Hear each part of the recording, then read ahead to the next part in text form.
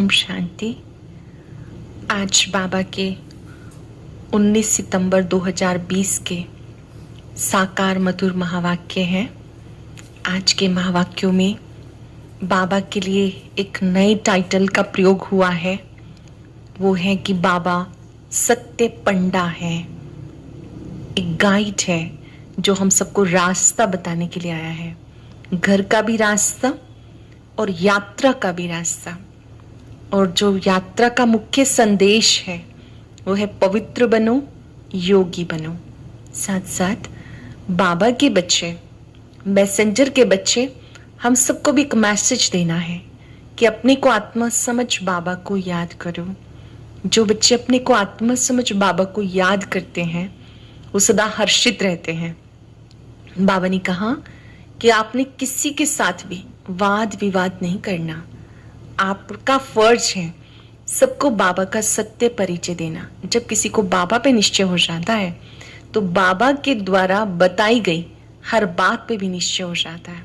फिर वो रच्यता और रचना का ज्ञान उनकी बुद्धि में बैठ जाता है। तो हमारा फर्ज है किसी को भी बाबा का सत्य परिचय देना। इसके साथ बाबा ने हमें प्रवृत्ति में कैसे रहना है, परिवार में रहते, कार्य करते, कर्म क्षेत्र पर रहते, प्रवृत्ति में रहना है, न्यारे प्यारे बन के रहना है। जो बच्चे न्यारी प्यारी स्थिति में रहते हैं समझो वो बाबा के निरंतर योगी बच्चे हैं। बाबा के शब्द हैं प्रवृत्ति अर्थात आत्मिक स्मृति में रहना। इसके साथ साथ हमारे ब्राह्मण जीवन की पर्सनैलिटी क्या है, वो है बुद्धि का हल्कापन। जितने हम हल्के रहते हैं उतना ये ब्राह्मण जीवन की पर्सनैलिटी में और निखार आता है। अब हम एकाग्र होकर सुनेंगे। बाबा ने कहा, मीठे बच्चे, सत्य पंडा आया है तुम्हें सच्ची सच्ची यात्रा सिखाने। सत्य पंडा आया है तुम्हें सच्ची सच्ची यात्रा सिखाने। तुम्हारी यात्रा में मुख्य है पवित्रता। याद करो और पवित्र बनो। क्वेश्चन है, तुम मैसेंजर व पैगंबर के बच्चों को किसी एक बात के सिवाय और किसी भी बात में आर्ग्यू नहीं करनी। ऐसी कौन सी बात है जिसमें बाबा ने कहा आपको आर्ग्यू नहीं करनी है?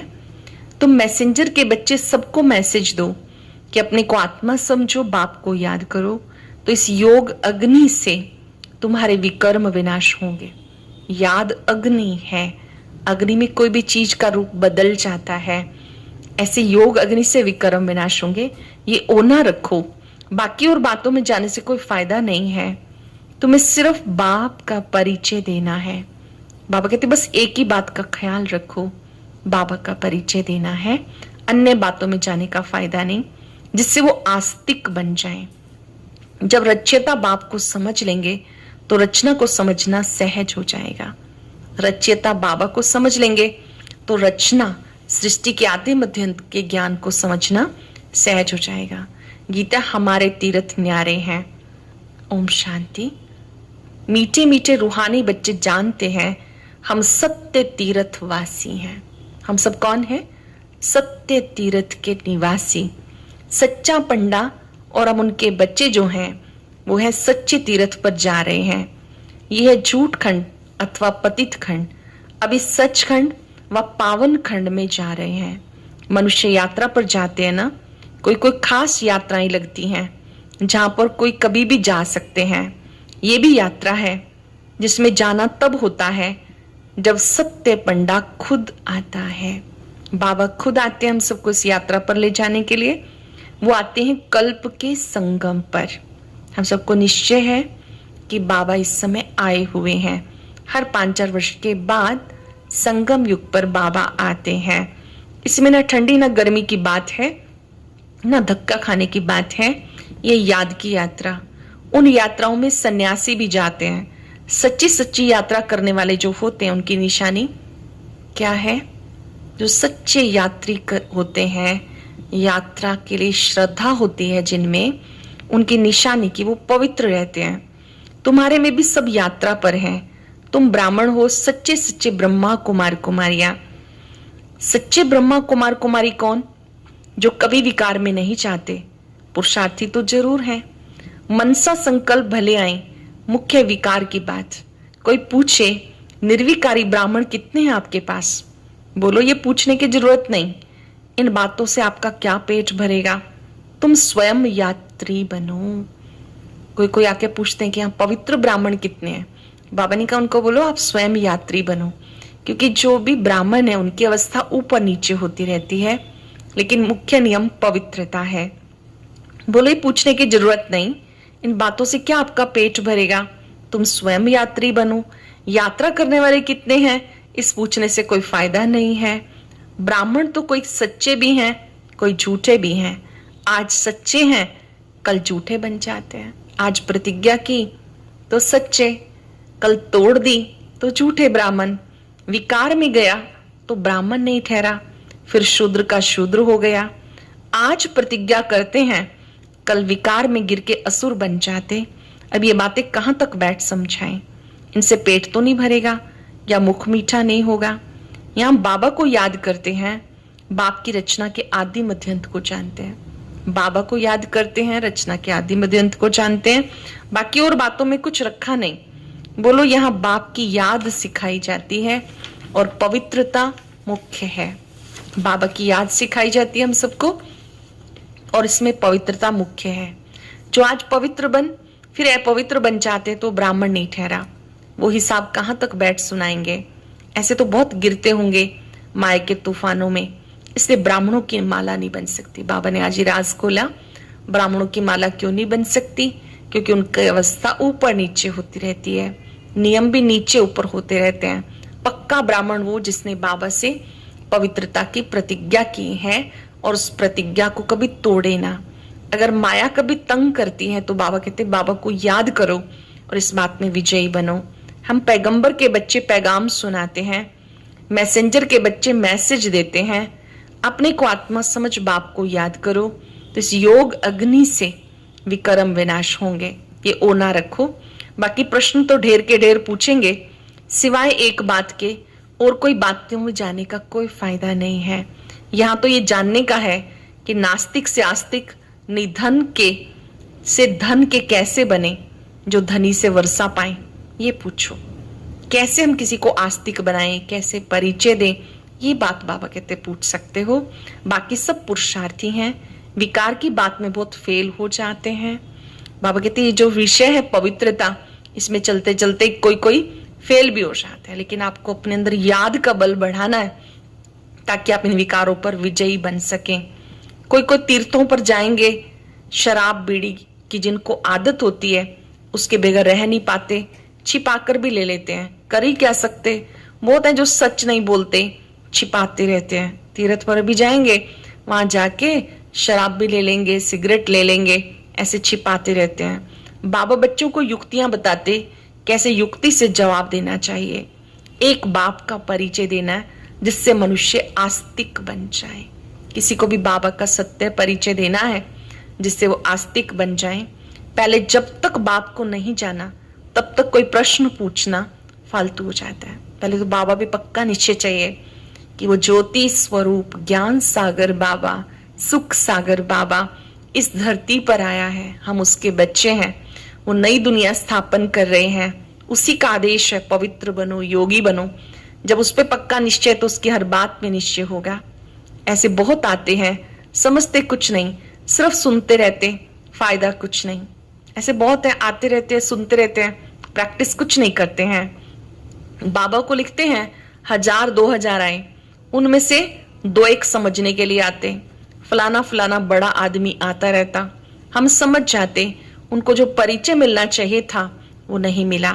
पूरा परिचय मिले तो समझें कि ये बरोबर ठीक कहते हैं, हम आत्मा परमात्मा की संतान है। किसी को भी आपने ज्ञान सुनाया, उसको ये अच्छे से समझ में आ जाए कि मैं आत्मा परमात्मा की संतान हूं। अगर ये बात समझ में नहीं आई तो इसका मतलब समझाने वाले ने ठीक नहीं समझाया। वो बाबा हमें स्वयं पढ़ाते हैं, कहते अपने को आत्मा समझो, मुझे याद करो, ये अंतिम जन्म पवित्र बनो। जो पवित्र नहीं रहते वो ब्राह्मण नहीं। ये लड़ाई का मैदान है, झाड़ बढ़ता रहेगा, तूफान भी लगेंगे, बहुत पत्ते गिरेंगे। बाबा कहते हैं ये जो ब्राह्मणों का झाड़ है धीरे धीरे बढ़ेगा, इसमें चलते चलते तूफान भी आते हैं। तूफान क्या आते हैं, लोग कभी कुछ कहते हैं, कोई टोंट कसते हैं, कोई कोई सामना करते हैं, कोई रोकते हैं, तरह तरह के विघ्न पड़ते हैं कि जो पक्के ब्राह्मण है वो कभी रुकते नहीं। कौन बैठ गिनती करेंगे कि सच्चे ब्राह्मण कौन? सच्चे वो जो कभी शूद्र ना बने, जरा भी दृष्टि भी ना जाए, अंत में कर्मातीत अवस्था होती बड़ी ऊंची मंजिल है। मनसा में भी ना आए वो अवस्था अंत में होनी है। मन में भी कोई तूफान ना आए, किसी को देखकर दैहिक आकर्षण ना हो, विकार उत्पन्न ना हो, वो कर्मातीत अवस्था अंत में होनी है। इस समय एक की भी अभी ऐसी अवस्था नहीं है। सब पुरुषार्थी हैं, नीचे ऊपर होते रहते। मुख्य आंखों की बात है, हम आत्मा हैं, इस शरीर द्वारा पार्ट बजा रहे हैं। पक्का करो, छोटी सी बिंदी आत्मा और मैं इस शरीर के द्वारा पार्ट बजा रही हूं। अभ्यास करेंगे। आज मैं आत्मा इस शरीर में हूं, भ्रिकुटी कक्ष में हूं, इस शरीर को चला रही हूं। इससे पहले मैं किसी और शरीर में थी। ये शरीर भी छोड़कर चले जाना है। मैं आत्मा लाइट हूं।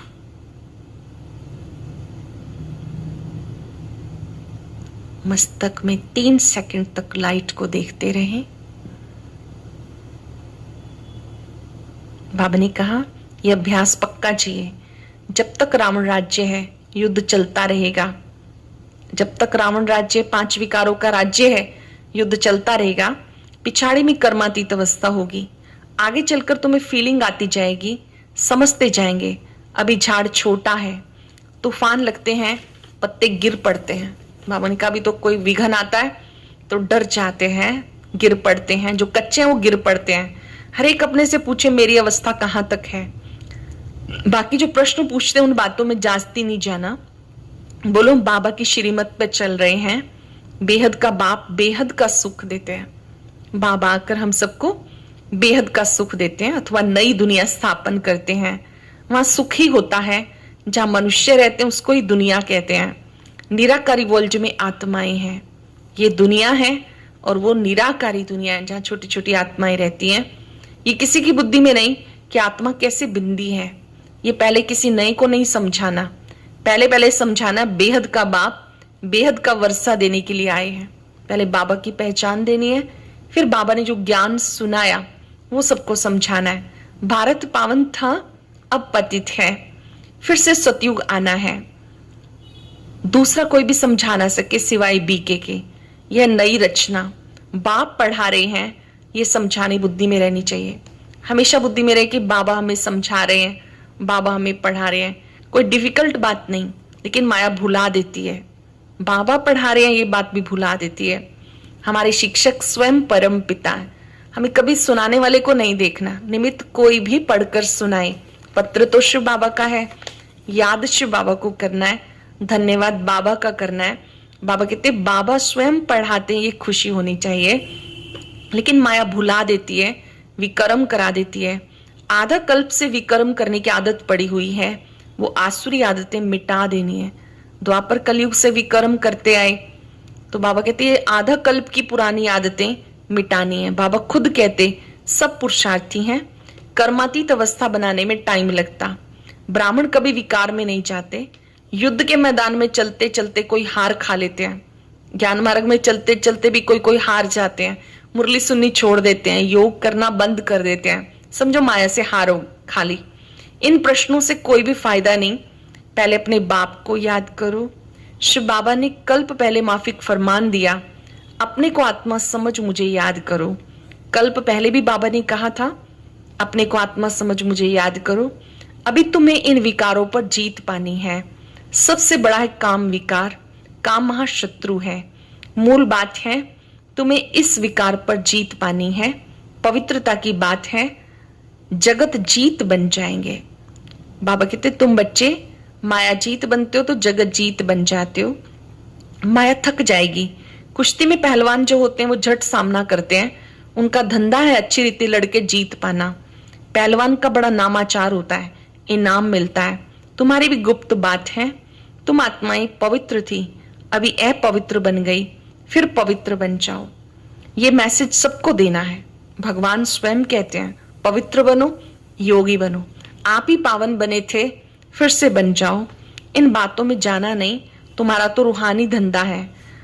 प्रश्नों में नहीं जाना, हम आत्माओं में बाबा ने ज्ञान भरा था, बाद में प्रारब्ध पाई, ज्ञान खत्म हो गया, अब फिर पावन बनना है। बाबा ज्ञान भर रहे हैं, बाकी नशे में रहो। बोलो बाबा मैसेज देते हैं, बाप को याद करो तो कल्याण होगा। भगवान का संदेश है, कौन सा? बाबा को याद करो तो कल्याण होगा। तुम्हारा धंधा है रूहानी। पहली पहली बात कि बाबा को जानो। बाबा ही ज्ञान सागर है, वो कोई पुस्तक थोड़े ही सुनाते हैं। वो लोग जो डॉक्टर ऑफ फिलॉसफी बनते हैं वो किताब पढ़ते हैं। भगवान तो नॉलेजफुल है, उन्हें सृष्टि के आदि मध्य अंत की नॉलेज है। वो कुछ पढ़ा है क्या? बाबा तो स्वयं ज्ञान सागर है, उनने कोई वेद शास्त्रों का अध्ययन नहीं किया। बाबा ज्ञान सागर है, स्वयं ज्ञान देते हैं। बाबा कहते मैं तुम्हें आकर के ज्ञान की बातें समझाता हूं। मुख्य बात है मुझे याद करो। जोर सारा इस बात पर है। बाबा जानते बहुत अच्छे अच्छे नामी ग्रामी बच्चे याद की यात्रा में बड़े कमजोर हैं, और जो नामी ग्रामी नहीं है, बांधेलियां हैं, गरीब हैं, वो याद की यात्रा में ज्यादा रहते हैं। जो बांधेलियां ना, उनको रोका जाता है परिवार की तरफ से, बंधन होते हैं, वो बैठ के योग भी नहीं कर सकती, परिवार वाले मुरली पढ़ने से मना करते हैं। तो उनकी जो लगन होती है बाबा कहते बहुत अच्छी होती है, वो बाबा को बहुत याद करती हैं। जो गरीब बच्चे हैं वो भी याद की यात्रा में बहुत अच्छे रहते हैं। हर एक अपने दिल से पूछे, मैं बाबा को कितना याद करता हूँ, पूरे दिन में मैं शिव बाबा को कितना याद करता हूँ। बाबा कहते हैं जितना हो सके मुझे याद करो, अंदर में हर्षित रहो। भगवान पढ़ाते कितनी खुशी होनी चाहिए। बाबा कहते तुम पवित्र आत्मा थे, फिर पार्ट बजाते बजाते पतित बन गए, अब फिर से मुझे याद करो। कल्प पहले भी तुम्हें बातें समझाई थी, वही तुम्हें समझा रहे हैं। मंथन भी तुम करते हो, तुम्हें ही समझाना है, ज्ञान देना है। ये ब्रह्मा भी मंथन करते हैं, बीके को भी मंथन करना है। ब्रह्मा बाबा भी विचार सागर मंथन करते हैं, ब्रह्मा कुमार कुमारियों को भी करना है, शिव बाबा को नहीं। मूल बात किसी से जास्ती टॉक नहीं करनी, ज्यादा किसी से बाबा कहते बहस नहीं करनी। आपस में कई आपस में बहुत आर्ग्यू करते हैं, तुम्हें तो सबको पैगाम देना है, कोई वाद विवाद नहीं करना। बाप कहते मुझे याद करो, ये सबक सबको याद कराओ कि कौन पढ़ाते हैं, लिखो। हमें पढ़ाने वाला कौन कौन हमें पढ़ाते हैं, लिखो। ये बात तुम पिछाड़ी में ले जाते हो, इसलिए संशय पड़ता है। निश्चय बुद्धि ना होने के कारण समझते नहीं, सिर्फ कह देते बात ठीक है। बाबा राइट बात कह रहे हैं ना कि पहले बाबा पे निश्चय होगा, तो बाबा के द्वारा बताई हर बात पे होगा निश्चय। बाबा कहते और बातें समझाते रहते हो, ये पक्का नहीं कराते हो कि स्वयं भगवान ने ये बात कही है। कह देते हैं बात तो ठीक है। पहली मुख्य बात ये है, रचता बाप को समझो, फिर रचना का राज समझ में आएगा। मुख्य बात, गीता ज्ञानदाता कौन, इसमें तुम्हारी विजय होनी है। पुरानी दुनिया को नया बनाने के लिए बाप आए हैं। पहले पहले अल्लाह और बे पक्का कराओ। बाप से वर्षा मिलता है, बाप को जाना, वर्षे का हकदार बना। बच्चा जन्म लेता, माँ बाप को देखा, बस पक्का हो जाता है। बाबा कहते हैं यहाँ पर भी आपको बाबा से ब्रह्मा मुख के द्वारा ज्ञान का दूध मिलता है। तो इन माता पिता को देखकर आपको भी बहुत खुश हो जाना है और उन्हें याद करना है। ये महीन बातें हैं। अच्छा, मीठे मीठे सिक्के लदे बच्चों प्रति माता पिता बाप दादा का याद प्यार, गुड मॉर्निंग। रूहानी बाप की रूहानी बच्चों को नमस्ते, रूहानी बच्चों की रूहानी बाप दादा को नमस्ते, गुड मॉर्निंग। शुक्रिया बाबा, शुक्रिया। धारणा के लिए सार। आज की मुख्य बात, सच्चा सच्चा पवित्र ब्राह्मण बनना है। कभी पतित बनने का मन में भी ख्याल ना आए, जरा भी दृष्टि ना जाए, ऐसी अवस्था बनानी है। जरा भी कहीं दृष्टि वृत्ति हमारी खराब ना हो, ऐसी अवस्था बनानी है, योग युक्त अवस्था बनानी है। बाबा जो पढ़ा रहे हैं वो समझाने बुद्धि में रखनी है। जो विकर्म करने की आसुरी आदतें हैं उन्हें मिटा देना है। अब तक जो विकर्म करने की आदतें हैं उनको मिटा देना है। पुरुषार्थ करते करते संपूर्ण पवित्रता की ऊंची मंजिल को प्राप्त करना है। पवित्रता की ऊंची मंजिल तक कैसे पहुंचेंगे? जब हम याद करेंगे, ध्यान से समझेंगे। हम याद के सब्जेक्ट में काफी कमजोर हैं। मुरली सुननी भी शुरू कर देते लेकिन बैठ के योग नहीं करते। किसी किसी ने तो 40 योग शुरू किया हुआ, बहुत अच्छा है, करना ही है, लेकिन अभी 3 दिन की बट्टी हम विशेष करेंगे ताकि हमारी ये नींव पक्की हो जाए। जब हम योग करते हैं तो योग बल से जो भी पुरानी आदतें हैं वो मिट जाती हैं। बिना तपस्या के पवित्रता का बल बढ़ता नहीं है। वरदान है, प्रवृत्ति में रहते परवृत्ति में रहने वाले निरंतर योगी भव। परवृत्ति में रहते परवृत्ति में रहने वाले निरंतर योगी भव। परिवार में रहते भी परवृत्ति में रहना। निरंतर योगी बनने का सहज साधन है प्रवृत्ति में रहते परवृत्ति में रहना, आत्मिक स्वरूप में रहना। जो आत्मिक स्वरूप में स्थित रहता है वो सदा न्यारा और बाप का प्यारा बन जाता है। कुछ भी करेगा वह महसूस होगा जैसे काम नहीं किया लेकिन खेल किया। तो प्रवृत्ति में रहते आत्मिक स्वरूप में रहने से खेल की तरह से सहज अनुभव होता है। आत्मिक स्वरूप में रहेंगे, ये भी हमारी साधना है, तो उससे ऐसे लगेगा जैसे हमने खेल किया है, सहज अनुभव होगा, बंधन नहीं लगेगा। नहीं तो कई बार कई सोचते हैं क्या करें, परिवार में बंधन है, रुकावट है। बाबा कहते सिर्फ स्नेह और सहयोग के साथ शक्ति के एडिशन करो तो हाई जंप लगा लेंगे। स्लोगन है, बुद्धि की महीनता, आत्मा का हल्कापन ही ब्राह्मण जीवन की पर्सनैलिटी है। बुद्धि की महीनता अथवा आत्मा का हल्कापन ब्राह्मण जीवन की पर्सनैलिटी है। आज हम अभ्यास करेंगे, मैं निरंतर योगी हूं, प्रवृत्ति में रहते परवृत्ति में रहना है। और 3 दिन 20, 21 और 22 सितंबर को हम सब विशेष योग तपस्या करेंगे सुबह 4 से 5 और इस स्वमान में रहेंगे कि मैं स्व परिवर्तक हूं। आज हम जल्दी विश्राम करेंगे, अपनी मन बुद्धि को प्रोग्राम देके सोएंगे कि कल हमें विशेष अमृत वेला अवश्य करना है और बाबा की याद से अपने अंदर इस बल को, शक्ति को बढ़ाना है। अब ओम शांति। आज की अव्यक्त मुरली जरूर सुने। उसके लिए ऊपर दिए गए बॉक्स को टच करें।